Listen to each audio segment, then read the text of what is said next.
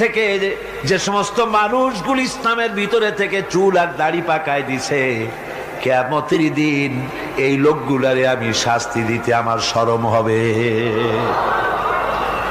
হযরত ওমর বলেন, হুজুর উম্মতের জন্য কত বড় খোঁজ খবর এটা, আর আপনি কাঁদতেছেন।